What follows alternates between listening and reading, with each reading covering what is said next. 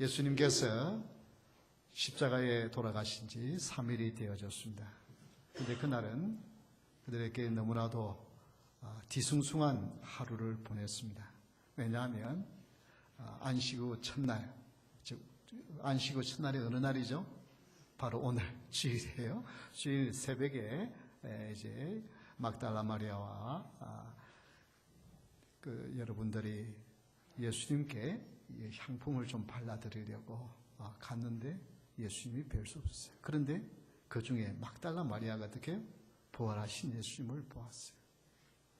이 소식을 들은 제 아들은 너무 감격해서 그곳에 달려가 보았지만 부활하신 예수님은 보이지 않았습니다.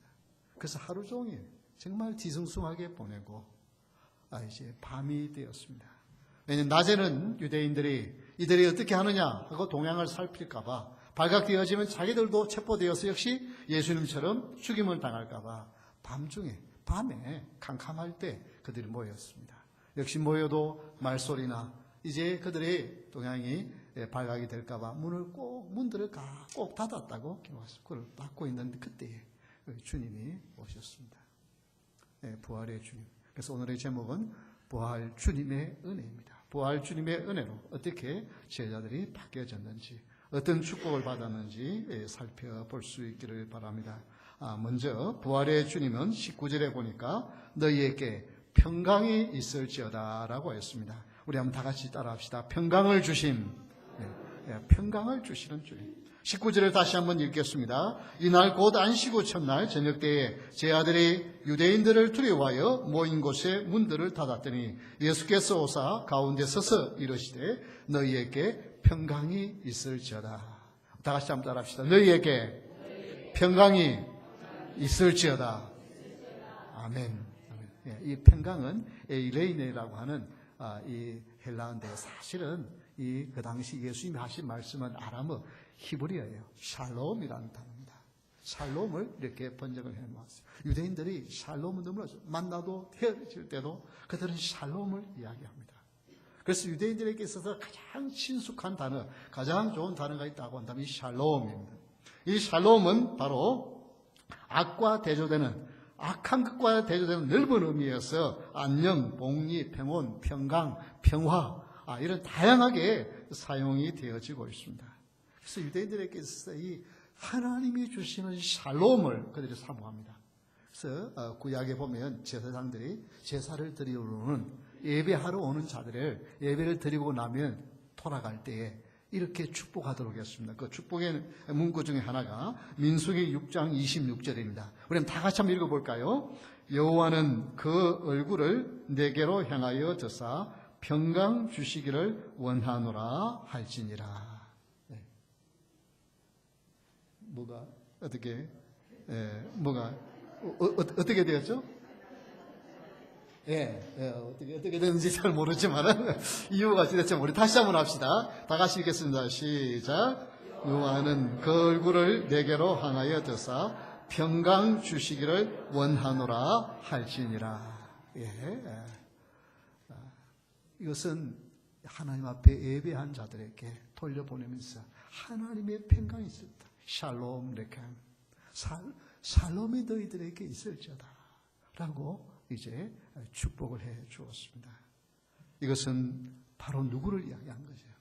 우리 주님이, 평강의 주님이 오셔서 평강 주실 것을 우리 하나님은 아시고 제사장들이 그것을 바라면서 그 예배하는 자들에게 이 평강을 축복해 주었던 것입니다. 하나님의 얼굴이 비치는 곳에 평강이 있습니다. 하나님의 은혜가 임하는 곳에 비치고 평강이 있습니다. 침울해 있던 하루 종일 뒤숭숭하고 두려워서 말소리도 크게 하지 못하고 문을 꼭 닫고 혹시 자기를 잡으러 오는 사람이 없나 두려워했던 자들에게 우리 주님이 부활하셔서 제일 먼저 하셨던 단어가 너희에게 평강이 있을지어다. 샬롬이라고 이렇게 말씀을 하셨어요. 이 제 아들만 아니라 오늘 우리에게도 가장 필요한 것이 있다고 한다면 샬롬입니다. 정말 우리는 여러 가지 그야말로 밤새 안녕이냐고 물을 정도로 많은 일들이 일어나는 세상에 살면서 여러분 부활의 주님이 주시는 평강을 사모하시기를 바랍니다. 그리고 그 평강의 주님이 부활하신 후에 그 부활의 주님을 믿는 자에게 이미 샬롬을 주신 줄 믿으시기 바랍니다.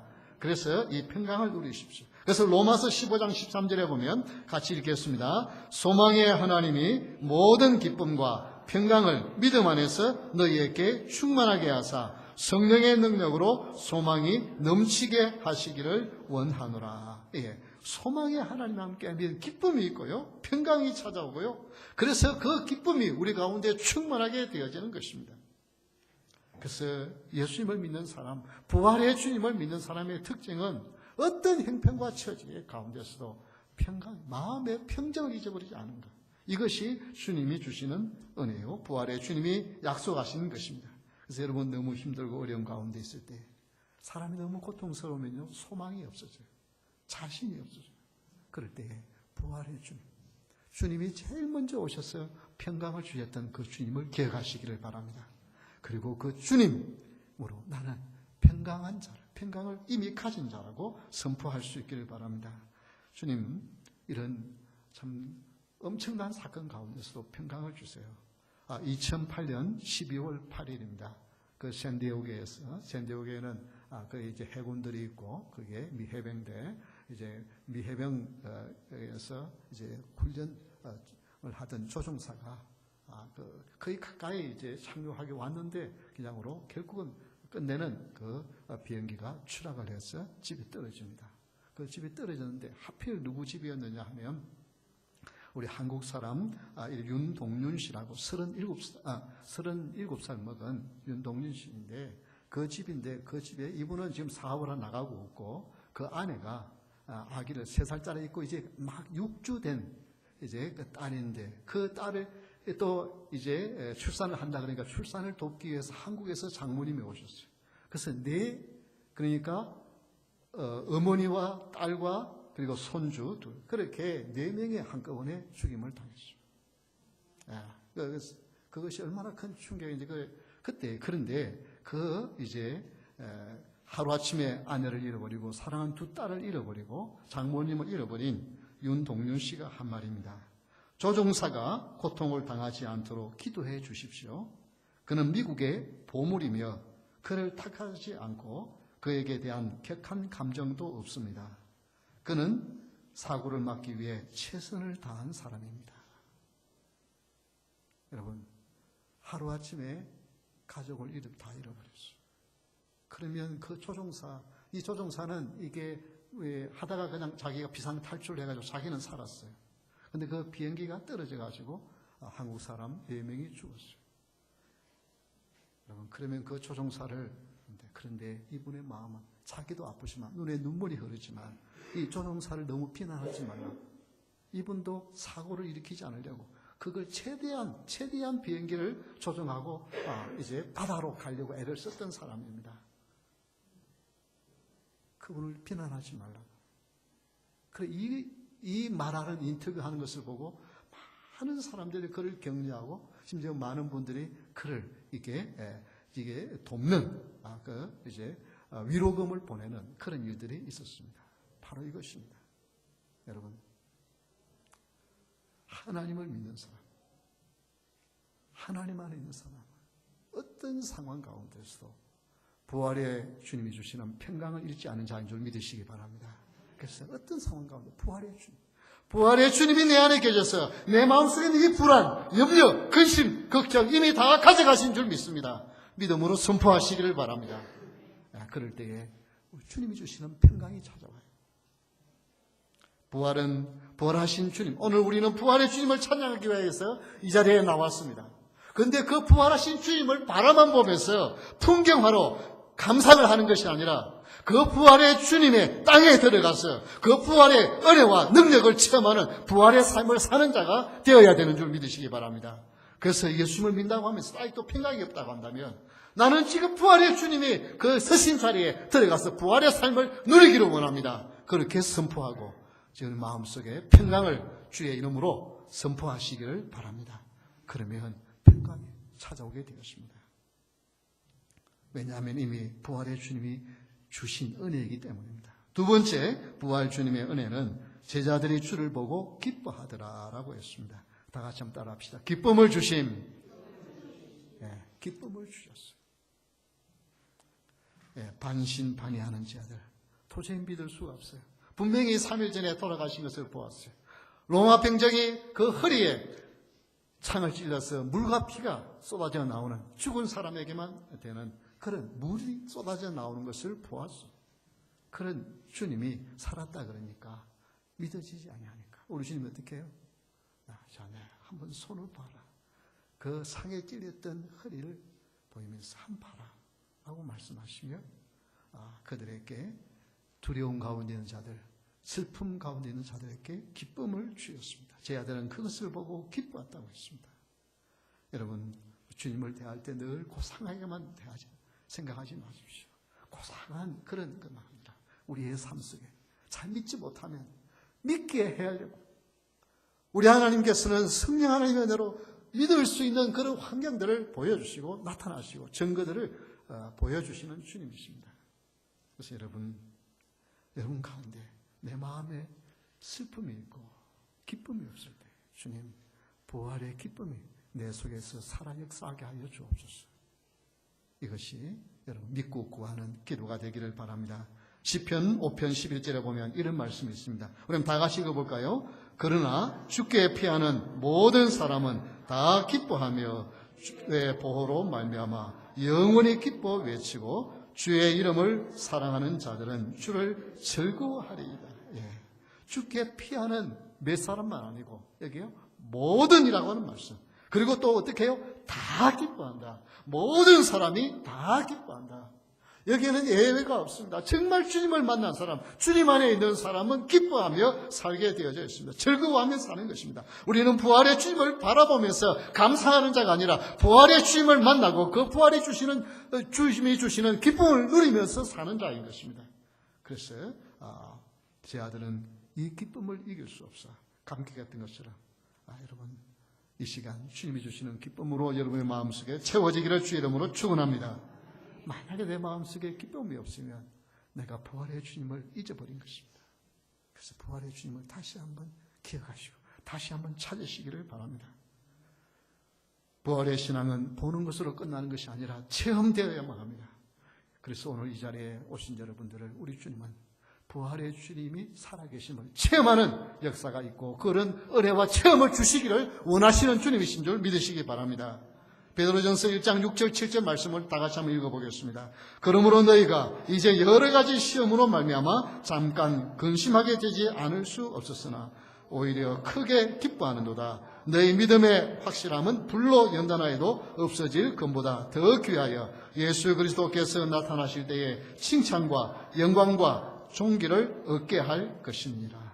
예, 지금 이 베드로전서를 사용할 그때에 핍박이 참 심할 때였습니다. 여러분요, 언제 죽을지 모르는, 언제 체포당할지 모르는, 언제 감옥에 갇힐지 모르는 그런 신앙생활을 하면요, 늘 위기의식이 있고요, 염려와 근심과 걱정이 있잖아요. 무슨 소리만 나도요, 놀라지 않겠어요? 실제 그런 여러 가지 핍박을 당하고 어려움을 당하면 힘이 듭니다. 그때 근심이 오게 되죠. 사람은요, 대단한 것 같은데 조금 어려움이 생기면요, 믿습니다라고 했다가도 또 염려하고 근심하는 것이 사람이에요. 그런 염려와 근심입니다. 그래서 여기 보면 그러므로 너희가 여러 가지 시험으로 말미암아 어떻게 해요?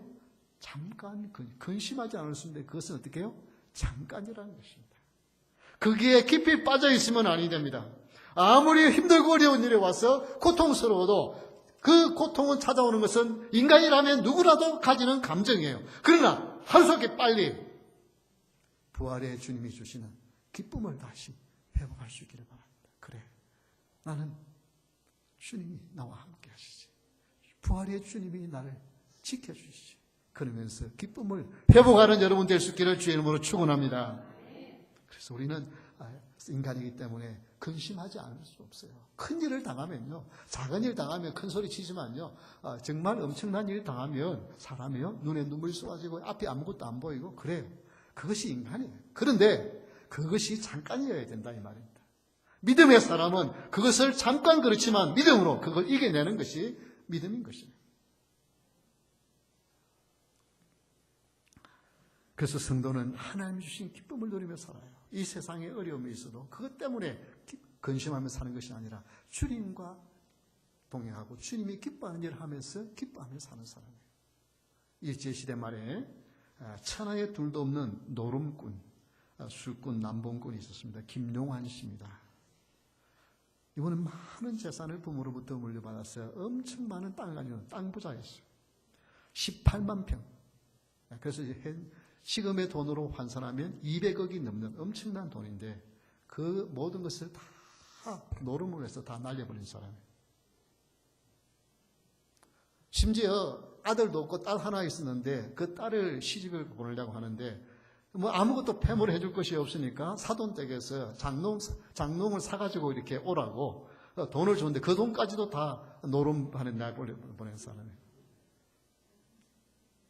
그런데요, 이분이 1946년에 돌아가셨는데요. 46년에 돌아갈 그때에 주위에 많은 독립투사들이 그와 함께 있었어요. 그러면서 그에게 말을 합니다. 이제 당신 말할 때가 되지 않았느냐. 당신의 그 많은 돈을 독립투사를 위해서 사용한.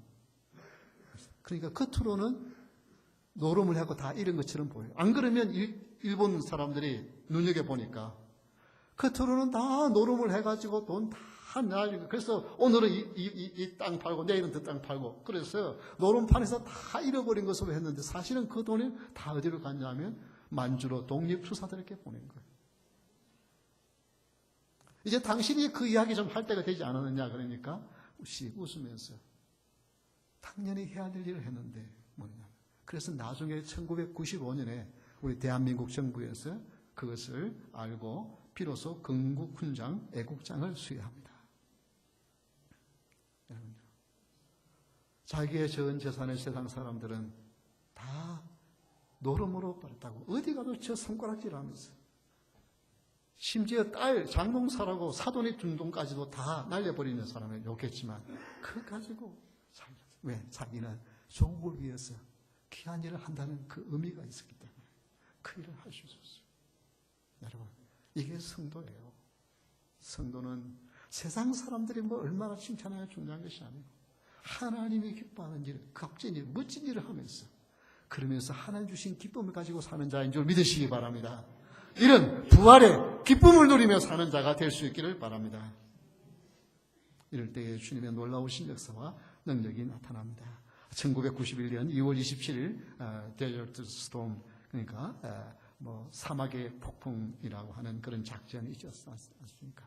그 작전 때 루스 딜로라고 하는 분이 전화를 받습니다. 자기 아들 이제 클레이튼 카펜터라고 하는 자기 아들이 이제 전투에 투입이 되던데 그만 이렇게 수색을 한다고 하다가 지뢰를 밟아가지고 터져서 죽었다고 하는 소식을 듣습니다.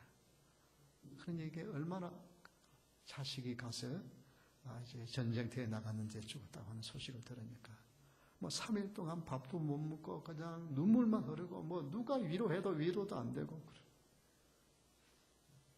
근데 3일째 전화가 왔는데 따르는 전화를 받으니까 엄마 나야 그래. 그때 많은 사람들이 불상을 당해 죽었는데 이분은 불상을 당하고 당연히 죽지는 않았어요. 그래가지고 전화가 온 거예요. 여러분, 그때야 드디어 이분이 이런 고백을 해요. 우리 좀 제자들이 부활의 주님을 만났을 때 기쁨이 이제 이해가 되어진다. 육신의 아들이 죽은 줄 알았는데 살았다니까 이렇게 기쁜데 그래도 어떻게 그 아들 살아가고 또 어떻게 세월이 지나면 다 가야 할 인생입니다.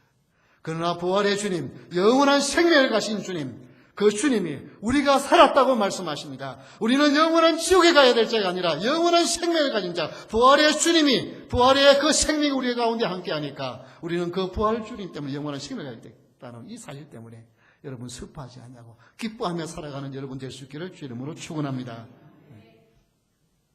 세 번째 부활의 주님의 은혜는 숨을 내쉬며 이르되 성령을 받으라 라고 했습니다. 다 같이 한번 따라 합시다. 성령을 주심. 첫 번째는 뭐였다고요? 평강을 주시고 두 번째는요? 기쁨을 주시고요. 세 번째는 성령을 주시는 이 세 가지를 여러분 꼭 기억하세요. 이것이 여러분 속에 그냥 이거 머릿속에 애우려고 하는 것이 아니라 이것이 여러분 삶 속에 있어야 돼요. 어려움이, 두려움이 생길 때에 부활의 주님이 계시지, 마음의 슬픔이 찾아올 때에 기쁨이 주님이 계시지. 그런데 이 세 번째가 가장 중요합니다. 부활의 주님이 그들 찾아왔어요. 그러니까 너무너무 기뻐했어요. 우리 주님이 평강하라 그러니까 정말 모든 세상을 다 얻은 것 같았어요. 그런데 어땠어요? 주님 떠나시고 나니까 제 아들은 뭐 했어요? 베드로는 뭐 했어요? 뭐 하러 갔어요? 고기 잡으러 또 옛날 직업으로 또 돌아갔어요. 여러분 3년 동안 예수님 따라다니면서 예수님이 하신 일을 보았고 심지어 돌아가신다가 부활하신 예수님을 만났어요. 그리고 오늘 읽은 이 본문대로 우리 주님이 세 가지의 놀라운 축복과 약속과 은혜를 주었어요. 그럼에도 불구하고 어떻게 어디로 갔어요? 이제 부활의 주님 봤으면 아무것도 두려울 게 없어야 되잖아요.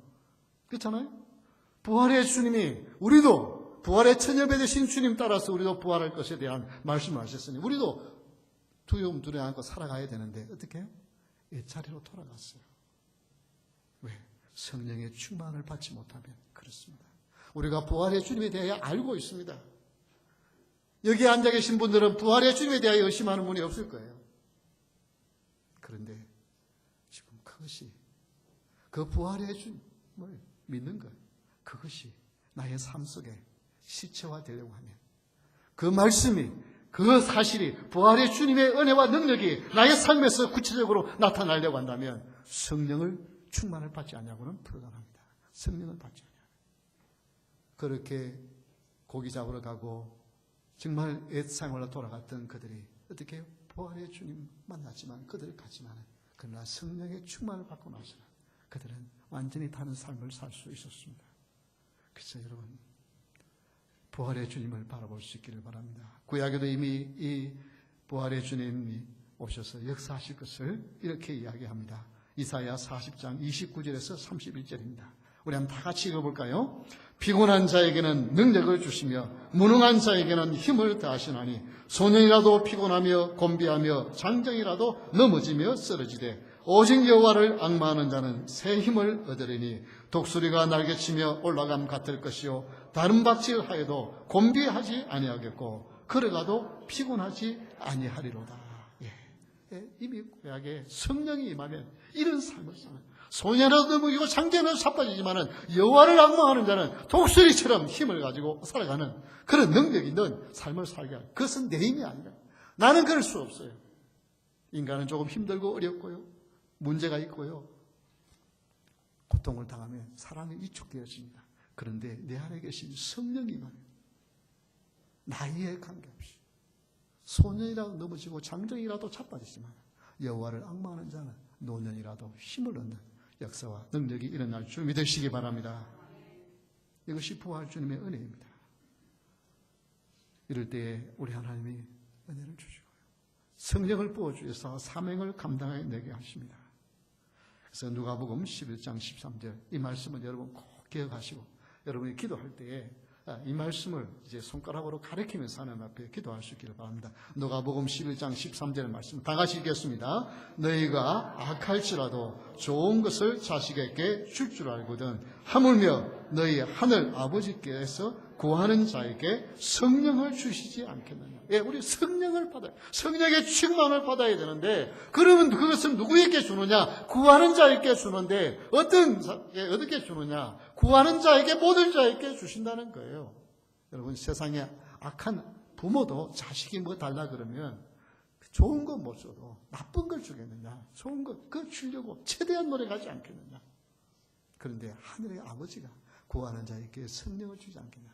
아니 구하는 자에게 구하는 거 주지 않겠냐? 왜 그러지 않으시고 성령을 주지 않겠냐? 왜냐하면 성령이 모든 것의 답이기 때문에 그렇습니다. 성령의 충만을 받아야만 모든 삶의 문제가 해결되어지는 것입니다. 하나님께서 주신 평강도 기쁨도 그것을 내 것이 실체로 되어지고 내 삶에 나타나기 위해서는 성령의 은혜와 충만이 있어야 되는 것입니다.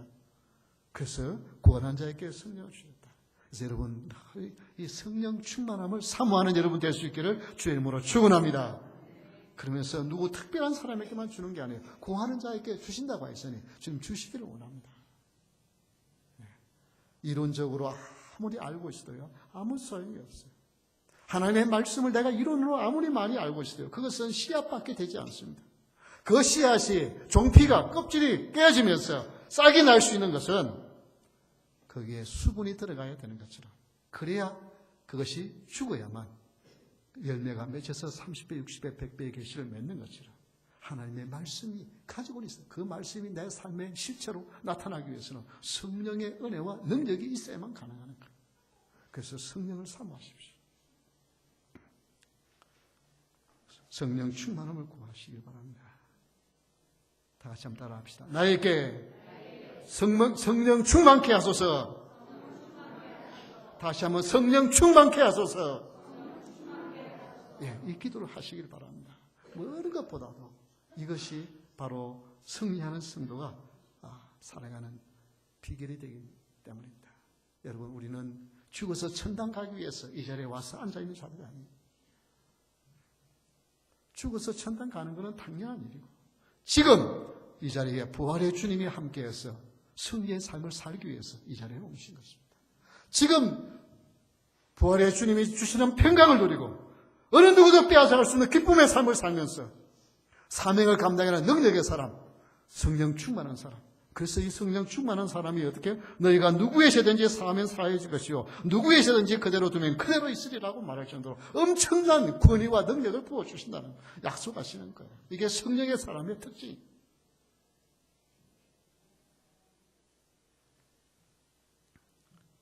유명한 설교가요, 교수인 워런 월스비의 책에 이런 말을 합니다.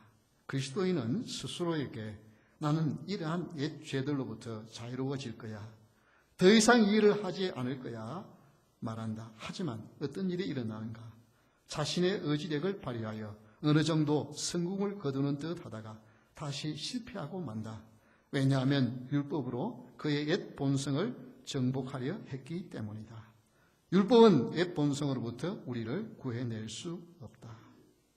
여러분, 무슨 말입니까? 여러분 그런 각오하죠? 예배를 통해서 은혜 받으면 그래, 이제 내가 믿음으로 살아야지, 내가 기뻐하며 살아야지, 내가 평강 가운데 살아야지. 그런데 나가서 조금만 어려운 일이 생기면 또 불평이 나오고 또 불안하고 또 염려해요. 그럼 어떻게? 아이고, 또 내가 왜 이럴까? 왜 이럴까? 도루묵이 되어지는 거예요. 그러니까 결단했다가 뭐예요? 실망하고, 또 다시 은혜 받으면 또 결단했다가 또 실망하고 더 큰 좌절에 빠지고, 이런 반복하는 거예요. 왜 그러냐? 이 워런 월스비는 뭐라 그래요? 율법에 그걸 가지고, 즉 율법이라고 하는 말은 내 힘과 내 공로를 가지고 하려고 했기 때문에 그렇다. 그러나 생명의 성령의 법이 우리를 지배하면 그것을 벗어날 수 있어요. 사도 바울도 마찬가지였습니다. 사도 바울은 대단한 분이었잖아요. 그럼에도 불구하고 오라 이 사망의 몸에서 누가 나를 건져내랴 탄식했었잖아요. 그렇죠? 그러니까 여러분만 결단하고 하다가 어떻게 해요? 실망하고, 실망해서 어떻게 해요? 더 큰 좌절에 빠지고, 그러다가 다시 또 결단하고, 여러분만 그런 것이 아니라 사도 바울도 그랬다니까요. 사도 바울도. 보니까 원하는 선을 행하지 않고 원하지 않는 죄의 일을 짓는 내 모습. 이게 뭐예요? 내 힘으로 하려고 그러면 그런 거예요. 율법으로 행위로 하려고 그러면, 행위로 하려고 그러면 그러실 수밖에 없어요. 그런데 주님, 나는 그런 일을 할 수 없는 연약한 인생이고 남은 이미 십자가에 못 박혀 죽은 존재입니다. 이제 내 안에 계신 성령께서 역사해 주셔서 성령의 은혜와 능력으로 나를 새롭게 하시고 이제는 성령의 힘으로 살게 하여 주시옵소서. 그래서 날마다 나는 죽었습니다. 이제는 주님이 나의 삶을 바꾸어 주시옵소서. 성령의 은혜와 능력으로 모든 내 마음속에 있는 염려와 근심이 떠나가서 평강 있게 하여 주옵시고 내 마음속에 불안이 있는 것이 떠나가고 기뻐하는 삶을 살게 하여 주옵소서. 그리고 이제 내 힘으로 아무리 결단해도 또 돌아서면 또 그 결단이 무너질 수밖에 없는 연약한 인생입니다. 그러나 성령 하나님이 나를 새롭게 하여 주옵소서. 여기에 변화가 일어날 줄 믿습니다. 여기에 놀랍니다. 그래서 사도 바울이 그렇게 로마서 7장 24절에 오라 나는 공고한 삶, 이 사망의 몸에서 누가 나를 건져내라고 했다가 그 다음에 어떻게 해요? 로마서 8장에 가면은 큰 소리 치잖아요. 누구 안에서? 예수님 안에서. 부활하신 주님의 은혜와 능력 안에서. 그는 큰 소리 치는 사람이 되었어요. 이것은 우리의 힘이 아니라 우리 부활하신 예수님의 은혜인 줄 믿으시기 바랍니다. 예수 그리스도 안에 있는 자는 생명의 성령의 법이 죄와 사망의 법에서 해방시킨 자인 것입니다. 그래서 우리는 부활의 아침 이 자리에 모인 것은 부활의 주님을 높이 바라보며 찬양하는 것만 끝나는 것이 아니라 그 부활의 주님의 은혜와 능력이 여러분 가운데 임하셨고 그 부활의 주님의 은혜와 능력으로 살아가는 자가 되었다고 하는 사실을 가지고 여러분 당당하게 죄와 맞서 살아가며 날마다 우리 주님의 은혜와 능력으로 승리하는 자가 될 수 있기를 주의 이름으로 축원합니다. 우리 다 같이 일어서서 우리 찬양하겠습니다.